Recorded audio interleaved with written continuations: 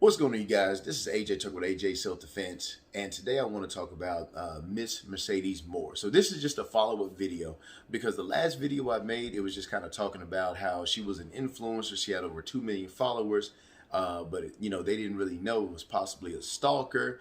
It was possibly somebody that was infatuated with her that went to murder.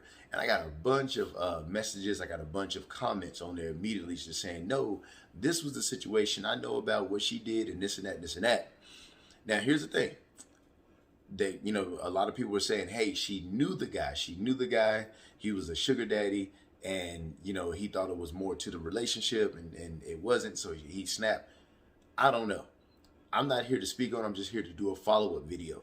So no matter what the scenario is, no matter what the scenario, whether she didn't know the guy and he was obsessed, or whether he was some type of sugar daddy, and it's a sugar daddy situation going wrong, I have no idea, but I did want to do a follow-up on it to acknowledge those comments, to acknowledge those posts. I do appreciate you guys commenting on the channel. It gets that dialogue going, but my message remained the same as a cautionary tale.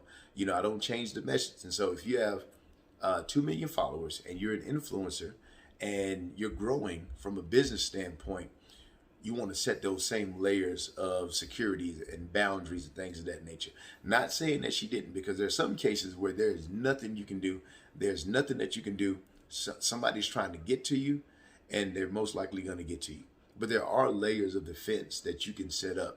And so whether he didn't know her or whether she did know him, there's layers of boundaries that you have to put in place, things that you have to think about when it comes to these situations, man. Whenever you start to get big, whenever you start to get famous, you get all sorts of people, man. You get all sorts of people coming at you, especially if, you're an influencer, you're a model. They can kind of like create a fantasy about you. They can create an entire life with you, and you don't even know that person. Like I've seen people do it. I've seen women do it to like their favorite male actors or male, singers or whatever. They just straight up say, hey man, look, if so-and-so, if so-and-so came to my door, I already told my husband that I would drop him. And we'd be done, and me and so-and-so would be together. Me and Usher would be together. Now, I'm old because I'm talking about Usher. I'm talking about back in the day, Usher, like in the early 2000s, where, women would say that, or LL Cool J, she was like, oh, if he came about, then it's over with, And on the flip side, there's women out there like that where men, they see them on screen, they see their pictures, they see them on camera, and they build that relationship with them, saying like, man, she is the one. I'm infatuated with this person. I am consumed with this person.